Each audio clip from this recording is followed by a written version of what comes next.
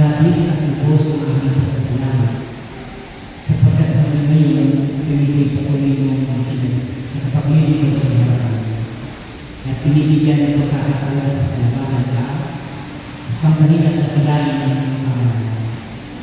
Wala ka na napuntahan Panginoon kung wala na direksyon ng taas. At patuloy mo kami nalulupay pa, mawawala ng pag-asa kung saan sa nilang kanina. Subalit kung meron ng Diyos hari na buhay, na pwedeng paglalaan na walang iba na wala siya sa pangalan ng Jesus. Ikaw ang hari ng mga hari ng Diyos ng lahat ng Diyos. Ang Diyos na dapat namin magkakawalan ng lahat ng bagay sa mga buhay. Ang Diyos na pwedeng makaalam ng lahat ng aming puso-isipan. At ang Diyos na siyang nakakahog ng aming puso-isipan. Sa gabi ito, pamumunin kami ng tawag sa aming buhay. Sa aming kabalisahan, kapabayaan at kalabisan. Dalangin ko na ng Lord na ikaw ay siya na usap. Ang sinikama siya ng kalpahayag. Ang iwanan mo ang siya aming nanan. At ang kabutihan mo ang siya ng aming nito. At aming lakas ang siya ng aming dahilan. Ng aming kapapaparagan ng mga nahamang ng buhay. Pagpalain mo mga nagtibong ko sa ito.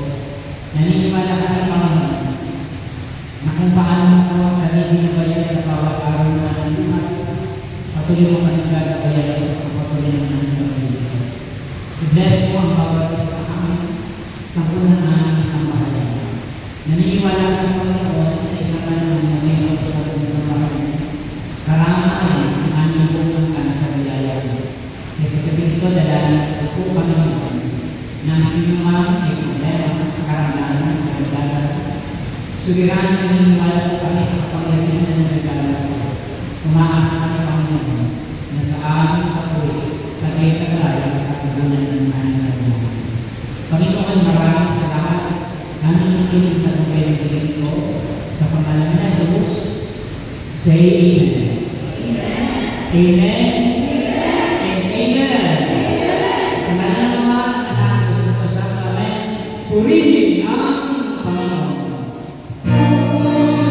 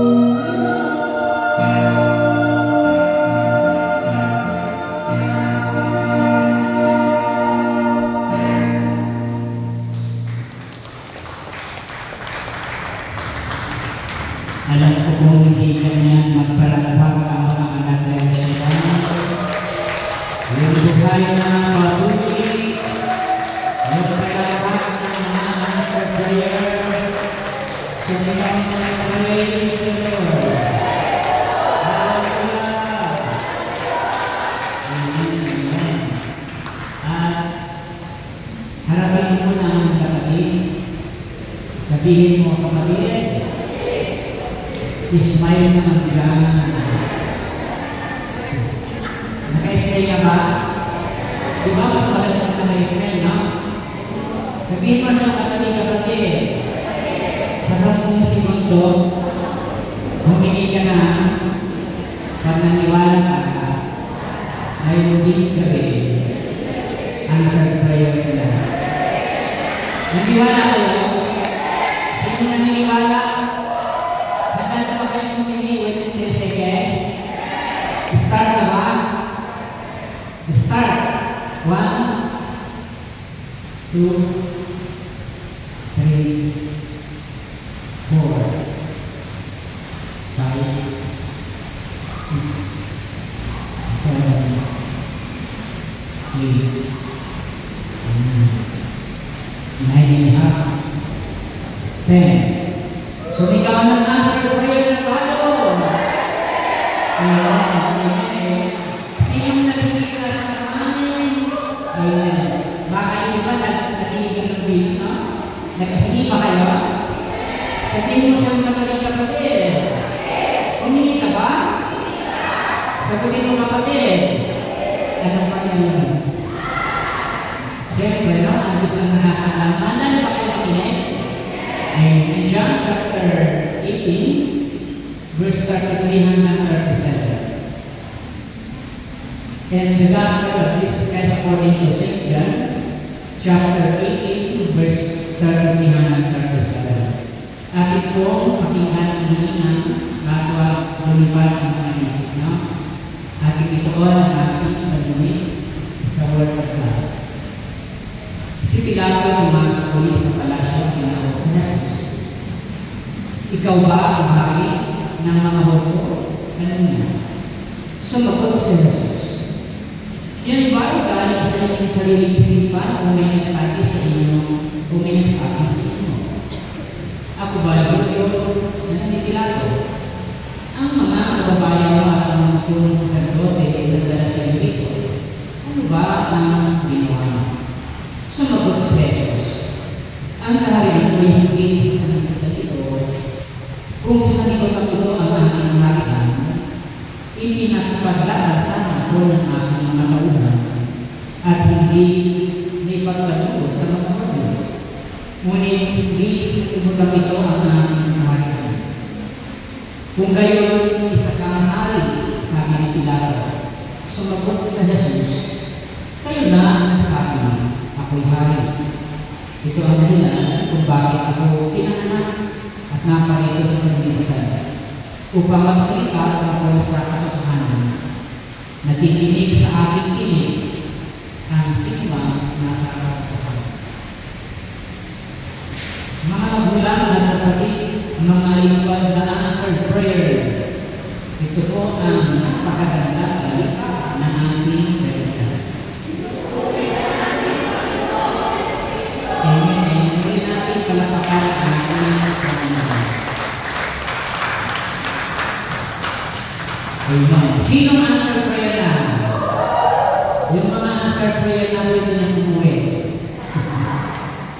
Mamumuna ka na dyan. So, napakaganda na ating gospel, no? At muli itong mag-realize sa atin na hindi pala tayo dapat ng buhay. Sapagkat hindi tayo sapat na lakas at galing ng mundo ito. Sapagkat meron tayo ng Diyos at hari na pwede pagtutuloy na even in this world, but even into eternity. Most of the time, kapag tinignan mo natin yung context ng gospel na ito, there is always an argument sapagkat hindi lubos na naiintindihan ng mga Hudyo ang personality ni Jesus. And they would recognize, hindi nila kinikilala na ang Panginoon ay ipinadala ng Diyos bilang ating Panginoon. And that's why, sa bansa ng Israel, until magiging siya na i-recognize na siya ang Emmanuel, na siya ang Messiah na dumating. Kaya, siya yung susunod na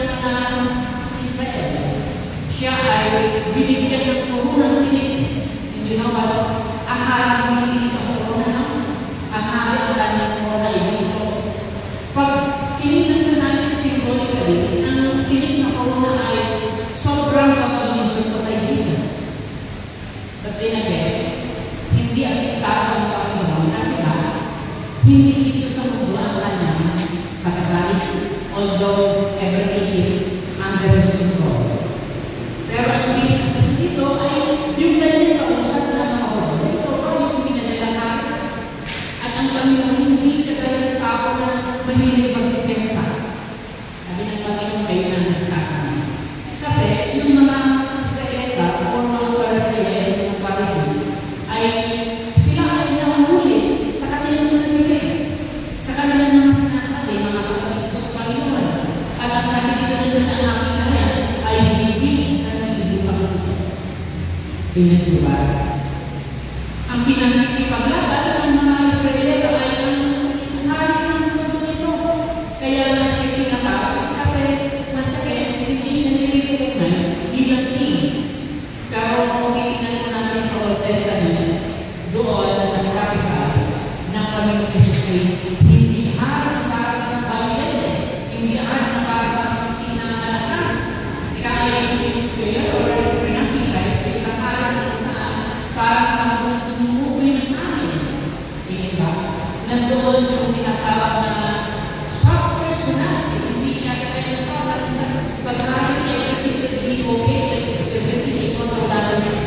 And bilang siya hari ng bilang siya hari kalimutan or sa buhay na nalagay ang katapatan ko sa Panginoon, iba yung mga principles na dapat natin ngayon. Sometimes, you always think that life is so unfair. Kasi ang mundo ay punong-puno na ng justice, mga kapatid. Hindi ba? Pero sa mga tao may mas malalim, may mas malawak na understanding sa spirituality, hindi siya nakikipag-compete sa standard ng mundo nito because along the way, makikita niya kung saan ang kaharap ng kanyang buhay. Along the way, makikita niya kung saan tayo harap sa paglilingkod natin. Okay na po kayo.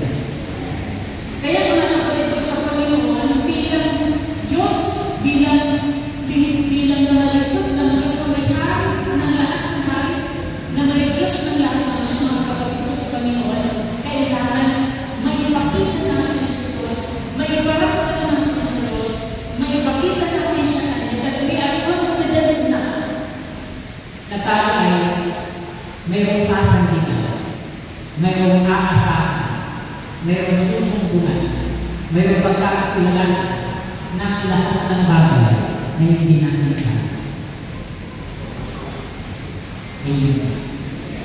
Sapagkat kung sa kabila ng ating paglilingkod, we are always disturbed, we are always struggling although normally, kapag hindi natin na-overcome yung takbo ng mundo, masasayang yung ating pag-serve sa Kanya.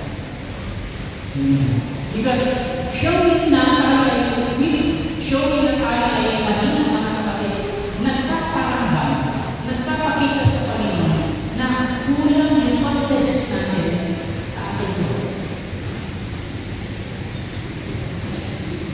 At nakatingin ko sa isang origin, marami na Kristiyano na mukhang naglilingkod, pero ang totoo, hindi naglilingkod. Hindi naglilingkod in the sense na madali tayo, madaig ng mga personal mundo. Ganyan po ba? Madali tayo ma-overcome ng mundong makasalanan. But then again, ang tunay na nalilingkod sa Panginoon ay hindi natatapos sa pagsubok, hindi natatapos sa karamdaman, hindi natatapos sa kabiguan, hindi natatapos sa kasalanan. Sabi ng Panginoon ng Diyan, do not let your heart be troubled. Try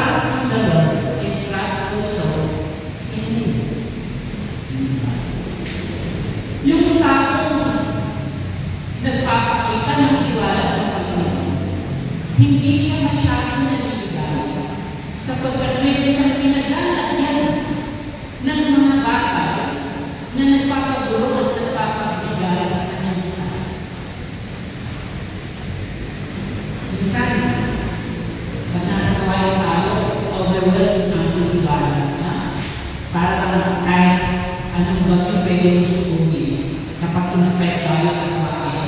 Sobrang motivated, sobrang inspired, sobrang lakas ng loob. Pero isang pag-uwi natin sa bahay, nakakita ka lang ng din ng kuryente ng pinag-gusto natin. Hindi ganit pa rin.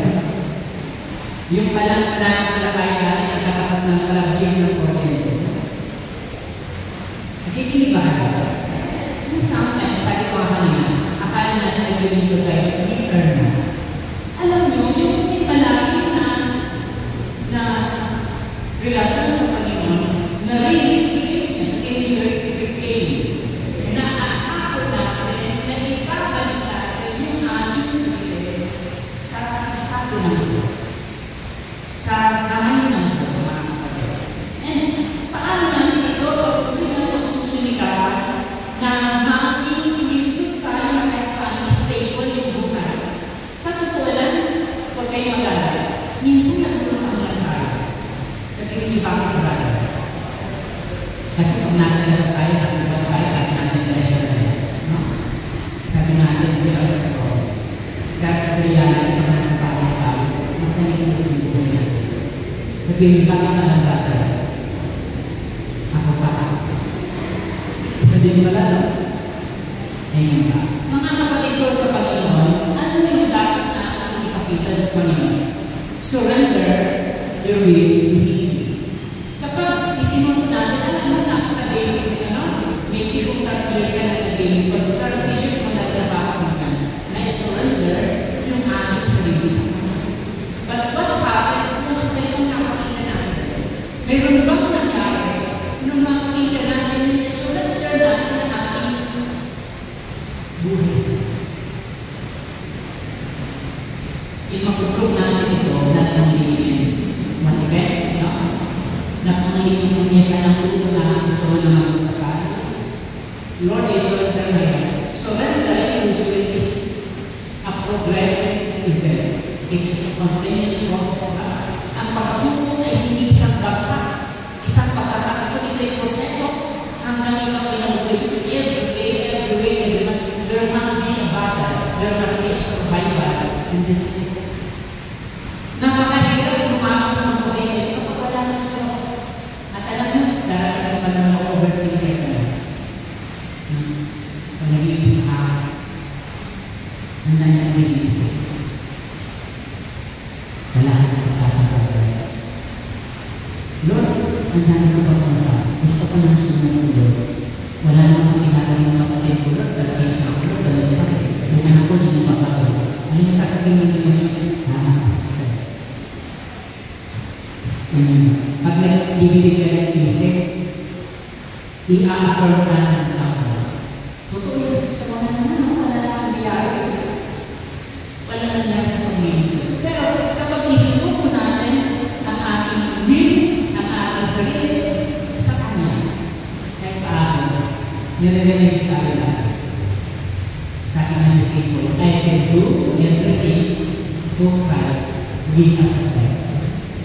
And you know what?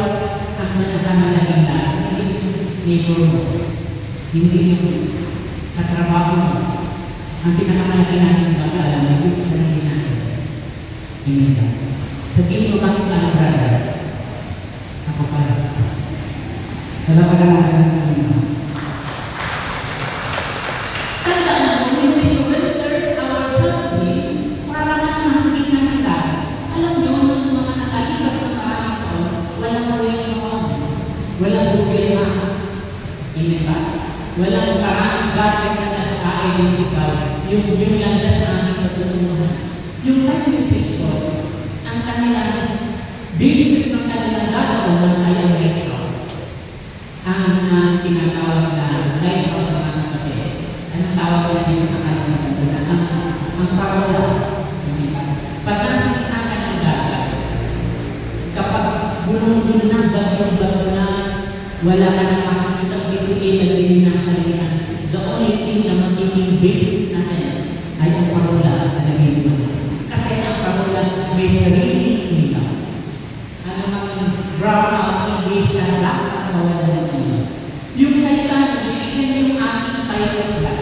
Yung katotohanan niya yung aking pilot na parang hindi mo na alam kung saan kapupunta ang kapatid. Siya yung parola ng aking lugar. Sabi ng Proverbs chapter 3 verse 5, this is, trust in the Lord with all your heart and lean not on your understanding. In all your ways submit to Him and He will make your paths straight.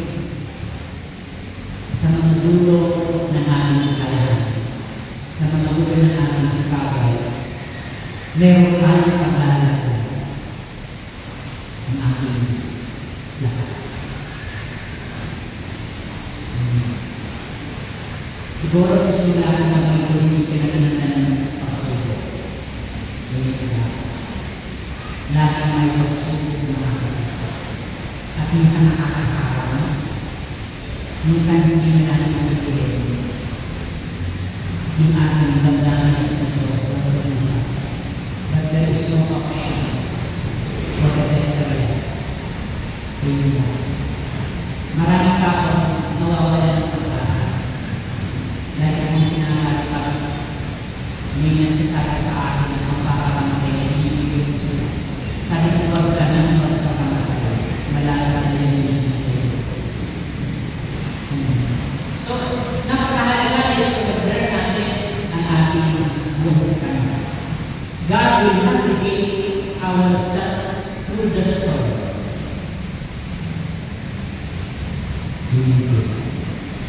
May kayo ako sa inyo gusto mo. Gusto niya ng marites.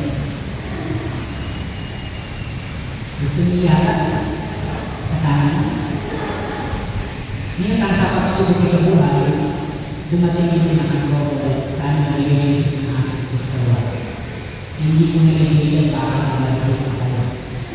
Hindi ka pagdating na parang yung last kong which after 4 months, hinihiyak na ako. Kasi ito na yung body language. Nag-away kami ang asawa ko for conflict sa aming relationship. Habang tayo nag-release, sabi ng asawa ko, huwag ka lang nililip. Tapos hindi ko na isang Indonesia. Pagkatapos na nililip ka sa bahay. Ang saya ba? Habang nagpapag ako, hindi pa yung isip ko. Hindi naman, sumbong agad ako sa pagkakas. Sabi ko, nagka-problema ako ng aking asawa. Ano problema? Tumawag ako na ang nakakapalag ka na pag nagkakaproblema ako, full support ang aking pamilya. Yun ang nakakita, ang dali na sinasabi. Kung meron kang itatapon, kung meron kang isusunod sa wang pamilya, sapagkat at the very struggle of your life, meron kang mga pag-aalala. Kaya sabi ko, tumawag ko sa saan ka ngayon? Sabi ko dito, pagkakaroon ko na sa kanya. Sabi na, padala nila ng Gcash, magbutay ka muna. Kasi sabi ko sa asawa ko, hindi mo tuloy. Eh, ang dami yung laptop, 3 ganit lang yung naman dito. Yung lahat ng sila. Alam mo, yung di ka na yung pag-aris nila ngayon. Siguro yung iba, kahit na tapos, ang malaga, ang nangyari, sabi ko nga, sabi na sa huwag ka na muna dito, kung gusto mo mamuhay, baka dito mag-control. Papatayin kita. Ang bigat, di ba?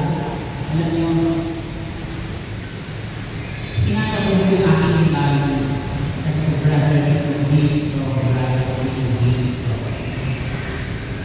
Alas na ko ng umaga, natulog ako sa hotel, kasi almost 24 hours na ako natulog. At yung taon, yung mga kadala ako sa pagkain ko, pinakita ang natin.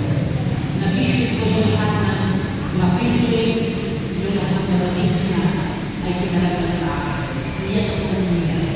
Siguro kung pwede mo gusto mo ako gusto talaga. Pinamagahan mo niya ako sa bahay. Hinihintay ko kung nasa aming mali at wala na nakakamay. Sabi ko ayaw na ng pangyalas. Minsan inaangal ko. Sabi ko, asan ka yung lalaki ng guys na? Ihandaan ko sa mga guys. Eh, ayaw ko. Sa madaling tayo mga kapatid ko sa Panginoon. Okay naman. Pero wala naman. Atin kami ito pa. Sabi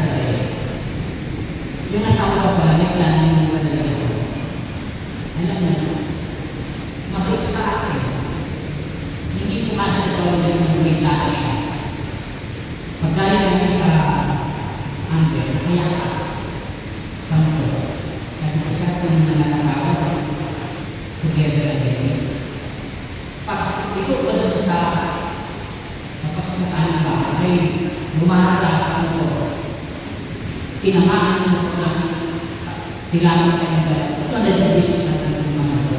Almost 1 month na pagkahalagan pa ba? Yung asawa natin ububukan yung kanyang paakikilan. Alam mo, agad nagsilip sa isip ko, niyakap ko sa kapag-kapag sa kapag-kapag. Ito yung talaga na sinasabay ka sa Lord, no? Niyakap ko siya, sabi ko, sorry. Siya, ang sinisisi niya ako, ang sinisisi niya na nakabagpasaan. Pero makakabigtin ako ng aking kalabaw. Ito niya kayo. At alam niyo, alas ka sa umaga, umuwi ka. Nasettle yung ibay sa amin sa hospital. Sabi na, umiiyak. Pasalamat ka sapagkat ito ang sabi ng Lord. Ang pinag-isa ng Diyos, hindi pinagagawa ng iba. Hindi ako umiligsan ko ba sa isip-isip ko lang. Kasi, kung hindi na nagdadala sa tagabi, punta na ako ng tagabi, mag-aapila ako ng tamang bahala ka na. Pero ngayon, hindi tayo kayo magkawala. Kasi ikaw ang aking paa, ako ang mama. Kasi butas yung kanyang paa. Yung kami kayo ng fracture, alam mo, walang salita na pwede mong sabihin. And i-realize na ito pala, kung sa pinakalas parang ang buhay mo, wala kang pwede kaibigan kahit yan natin ng gusto. Na kahit alam mo, wala ka lang mapakita sa kanya. The very right way of this life ay ang Diyos. Hindi ba?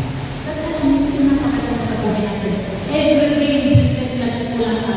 And God give me privilege. Sabi niya, huwag naman. Alam mo, nakakatawa at nakakayo ang hirap sa akin. Alam mo, sabi niyo naman. Sabi niya na, pagpatuloy ka sa pag-ibig ko. Yung isang kapatira natin, pinagtuloy ka sa pag-ibig ko. Pero alam mo, may mga tao na hindi natutuwa ng pag-ibig ko. May mga tao na naghihintay at matutuwa na nag-isarili. Alam mo, sa aking pamilya ko, hindi ko pinaglalala. Never ako magsusunod kanina kung pinakita ko na pare sa ito. Kasi, sino ba ang pwedeng tulong sa akin? Kaya sabi ko, okay ba yung gustuhan mo? Patunayan ko lang sa buhay mo na mas banal sa akin.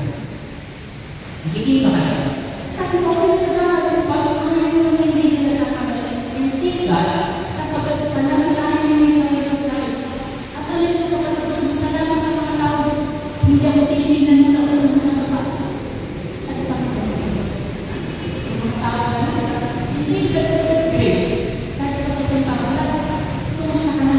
Huwag ka na magsiyasat. Pinatawag na mga asawa ko at mga foundation. Ikaw na lang hindi nagpapatawag. Hindi kayo maganda. And truly that God is so much gracious. Sabi ng Panginoon, siya ang hatang ng lahat. He can cover up heaven and the mountain of flowers. And thank God, ito na lang ang aking panalangin sa buhay. At hindi na pwede magsalita ng isang bagay na mamaya dalaman na naman natin. Sabi namin sa masalita sa wala para nagsuka at mamaya makakalimutan. Ang bigat nila, ano yung dapat natin ma-realize? Ngayon ang Panginoon ay ang aking hari. We have to embrace His love as King. Kung sabi naman mo nung iba-iwanan ka man ng lahat ng tao, kutsayin ka man ng lahat ng tao, siguraduhin mo sa'yo kung hindi ka iiwanan ng Jesus. Alam niyo yung bakit sa buhay? Kapag kahit anong sakit na, kahit anong nararamdaman, pag-iyakan mo na yung nagdaigit ng kanyang magulang, kumakalma ang kanyang kanyang. Sapagkat yung pag-iyakan ng magulang ay nagkukumpol ano ng sakit, ano ng karamdaman, ano ng pain na nararamdaman na tao. Yung bata hindi mo mapagsakit kung saan siya may nararamdaman. Pero yung iyakan ng kanyang magulang ay nararamdaman niya ang buhay ng pag-ibig. Kaya naman kapatid ko sa Panginoon, tandaan natin, pag dumating yung panahon na dumulong ka na we have to feel the embrace of God, of Jesus as our King. Napakahalaga na kung makita natin, sabi nga na Romans 8:38, ang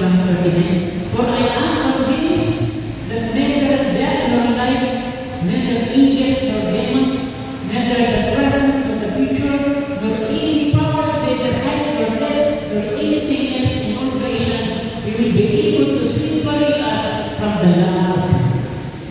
Wala nang makakaliwalay sa atin sa pagkakas ng Diyos. Amen. Kaya mga kapatid, nakakawag ang mga kamalipas. Yung mga taong dumagsak yung kanilang emotions, no? Yung nalek sila ng pangalan because of the force outside, because of the rejection of the people. Kasi wala ibang pinatrabaho ang demonyo, yung mga taong ikilig na maliligit ka. And after all, hindi na ako pwedeng malimigay sa inyo, no? Kasi ang Diyos pa rin ang pwedeng pweta na natin buhay. Kaya dumating na kayo sa ganang bagay, nakakatawa sa Panginoon. Lagi natin na lagi may hapon, may Diyos na lahat ng Diyos na pwede natin.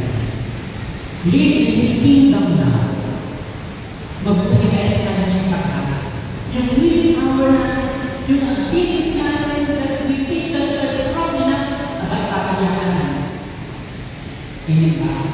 Yung sana ng pipiro, yung akala ko ay nakakaiba ko ay mabuhay. Kaya maganda ang magpapagod sa atin. Sapagkat hindi matapos ang lahat. Kasi hindi mo siya kaya, sister, brother, hindi matapos ang lahat. We have to be strong, no? Kailangan namin tayo nakita. As long as we live in this world, there will be always a struggle na matapos sa Panginoon.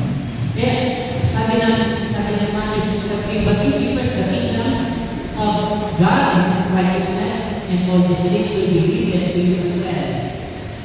Kung meron kayong pwede-unahan ng mga kapatid, wala ibabaw ng kanyang kingdom, ang kanyang pagkakal sa buhay. And the more na nagagawa natin ito sa atin, there is no such happy people who are living in peace. Wala ibang pinakahalaan, wala ibang pinakakasaya, hindi kaya at hindi sila habol ng kanyang sarili.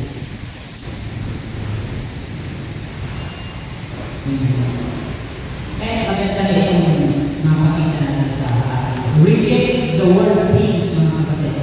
Ang mundong hari ay sinasatisfy tayo in a very short time. Yung nagingkot ka ng 10 years, ako dito sa Rizal, I am so much thankful na alam mo bakit? Almost 11 years ako and I am so confident na aba, okay Lord, pero I do your will. Pero isa parang ko, kakalatin ka ng iwan pag-umus sa kanya. Diba? And your life will not be sustainable. Walang makapagdadala ng tao throughout his life ang kanyang sikreto maniwala ka.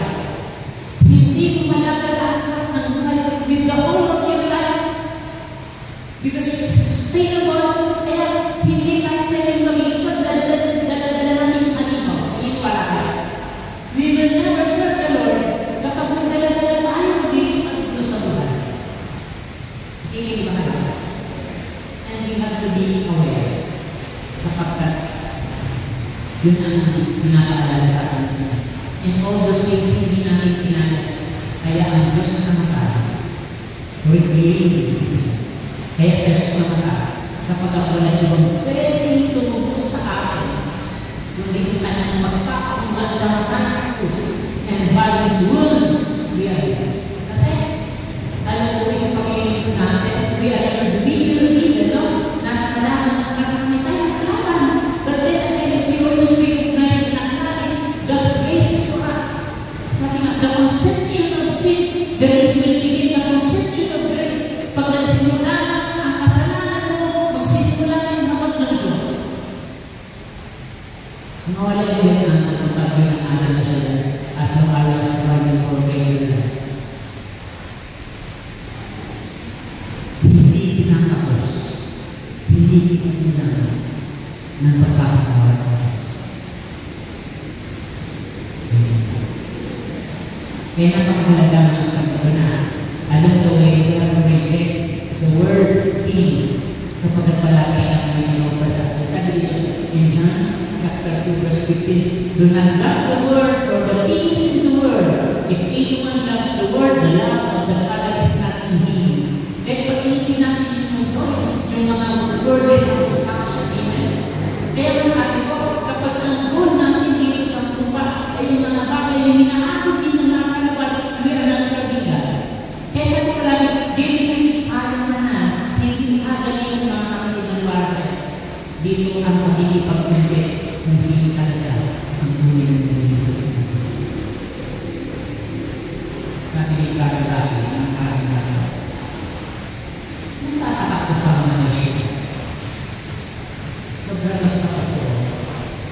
We are blessed. Natumbaan na ang mabili. Pero nung dumanaw siya, yan ba? Anyway, ang consolation kasi ganun yung overload siya. Yung naramdaman niya yung presence of God. Pero it must be out of the transformation. Sapagkat sa akin nakakarami, the greatest method is to change the way we live. Ano ba? Yung magbabago ng ating buhay. Wala silang pwedeng susukat ng ating pagkakas. Sila nang hindi ka pwede nakakasa. Sabi ng Ephesians chapter 6 verse 11, finally be strong in the Lord and His mighty power. Put on the full armor of God so that you can take your stand against the devil's schemes, mga kapatid. Wala nang sasakit pa kapag pinalagdag ka ng malalim. Hindi ka talaga para buhay ka pa tayo. Yung shame, yung gap ng tukod na. Natin ka sa kapatid na pumili ka. Kaya sa kapatid na nila.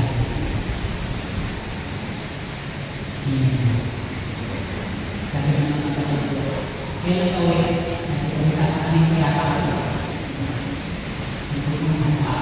Salamat sa yung magkakatulong niya, sobrang bigat, sobrang blessing. Kasi pinipili sa labas, busy sa patandaan sa ito. Kaya already pinipili sa PRD, para naramdaman yung presence ng Lord, and we are in mindfulness sa ito. Ano ba? Nakikita natin yung sarap, yung practice ng Lord. Sapagkat at the very end of this step, nalalim may Diyos na nagbabalit sa ito. Live in obedience to His word. Things ikaw, mabuhay ka sa pagsunod sa Kanya. Pero yung content ang hindi madali, yung lahat ang hindi madali, we have to live in obedience to His word. Sabi ng John 14:15, if you love me, keep my command. Kung mahal ko, ikaw sundo ang aking mga kapatid. Kaya, masarap na yun. Kapag laro na kaya, hindi ko na kayo sa mga kapatid na hindi kami stronger. Sapagkat, nung ako'y masusunod dito sa kasalanan, masusunod ko ako sa pinansawa ko. Bakit ka gano'n ito? Kahit wala kang nag-offer, marami kang nakalimutas. Bakit ka nalulunod ko? Tatlong mga hindi nag-ibus. Pero may pagkain na tayo, nakakapagpalit tayo ng paa. Sabi ko, hindi ito. Yung panahon. Natutuwa ka na magbuhay ka. Hindi na pupulupin yung plano ng Diyos. Pagbulo ka rin, hindi ba? Kaya nakita ko, tama. Nandito tayo, magbuhay ka rin sa kanila because of mission, because of service to God, because of His purpose. Hindi ba? Kaya yung sinasabi, huwag kang maging naman sa tunay. Huwag kang maging naman sa traffic.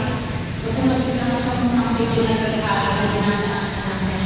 Sa mga mabuhong pagkakawala. Kasi yung lugar na ng siniswaka, kung pinag ko sa inyo, yung bahay namin maging nagalaga, hindi ka na walang ingay na walang tayo. Sabi ko, hindi ka na sa akin. Nilagay ka na ng studio. For almost 11 years, and yet hindi ka pinagbalaan ng Diyos. Ano yung level kung bakit pinagbalaan sa mga because of mission. And hindi ka as well. Sapagkat kapag dumating yung progress, dumating yung makayanan sa mga dapat pag-gusto na hindi kung paano ka nila ng Diyos. Minsan, alas ko sa kapatid, may chat brother, kapag naman, sabi ko, sasabi na naman, i-pray ko sa iyo, at kami ng oras, i-pray mo ko, brother, kasi mataas ang blood sugar ko. Sabi ko, sister, huwag ka mag-alala, parehas na tayo.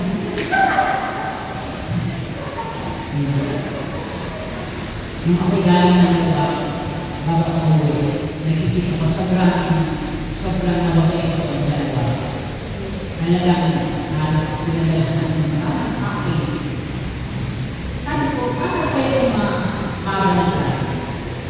hindi lang sa prayer. Kasi siyempre, you will pray for you. That's, kung baka abstract mo, you will pray. Nag-isip ako, Lord, ano yung ibigay ko? Kahit isang box, mag-isip ko sila mag-ibigay. And God revealed to me in my mind. And ano, nabasa ko yung Jeremiah 15:11. For I know that plans that I have for you. Nabasa ko yung matagal ng verse ng Bible. Ako lang ang nakakaalam ng matapalang inianak ko para sa inyo. Alam niyo yung verse na yun, pumunta ako sa Printing Press. Alam niyo yung ginawa ko? Sabihin mo ano, nagpagawa ako ng bookmark, yung narinig na 300 na bookmark sa Bible, na minakalagay ko ng quotation ko, tapos yung verse na talaga. Binantigay ko sa lahat ng kapatid, ang sobrang naman sila. Minanagin ko sa akin kasi nabibigyan ng bookmark. Hanggang minagkakang ko pa rin kasi walang bookmark. Sobrang talaga, kasi yung ano ko, sabi ko sa bookmark namin mo, halos lang nakapagod na yung bookmark. Sobrang blessing din. Yung word of God na naman sa nila, sobrang mayaman nila. Isang beses after 4 years, ako inabos na yung bahay. May nakapag-brother, reading this verse, sabi ko naman, alam niyo ba, narinig mo sa messenger. After 4 years, hindi ko yung nagamit, hindi kayo kuman, hindi kayo gusto. Yung verse na hiningan na ako sa buhay ko, sapagkat nagpapakuni ang salita ng Diyos nandiyan lang sa lahat ng panahon. I am so blessed, no? Natuwa ako sa pagkatinahan natin. Kaya ito, hindi na kayo makatanggap dito ng maraming bagay. Yung salitang inaanap natin kaya ginawa ay sobra pa sa biyaya ng hinintay sapagkat siya ang nakasandigan sa lahat ng panahon. Amen. Sabihin mo sa talika-talika. Umiinan.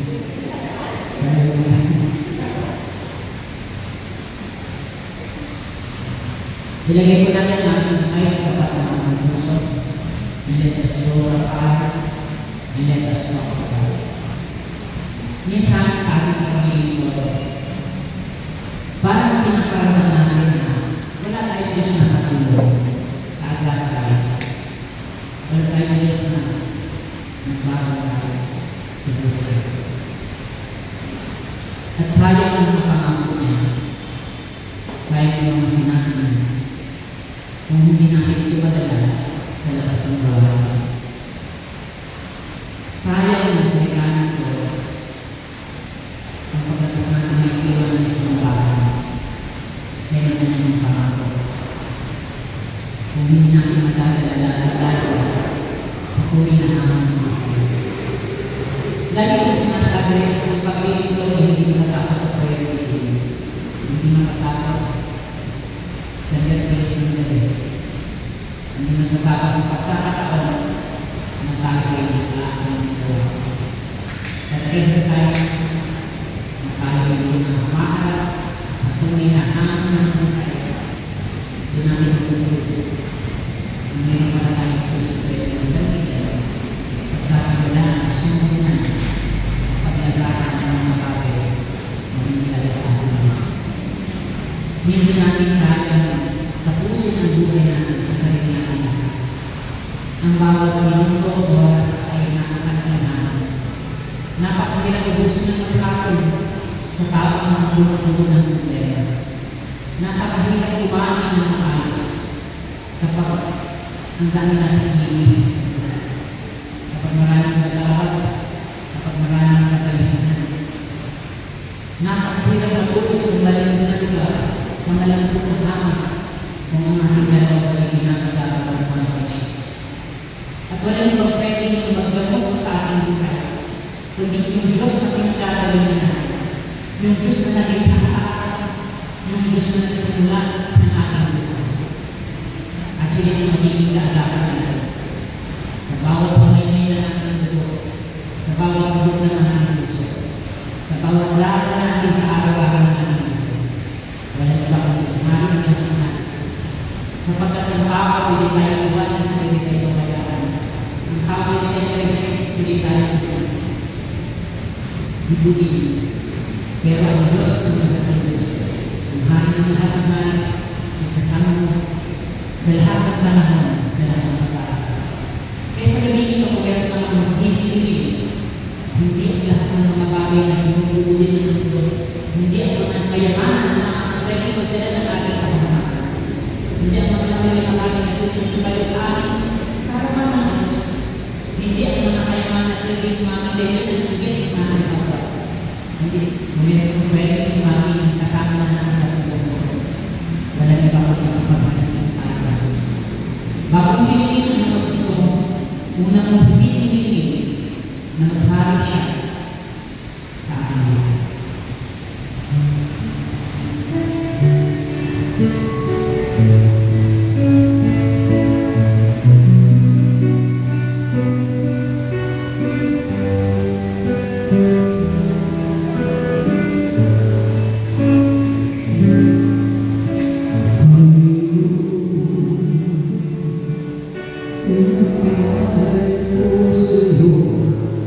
Ang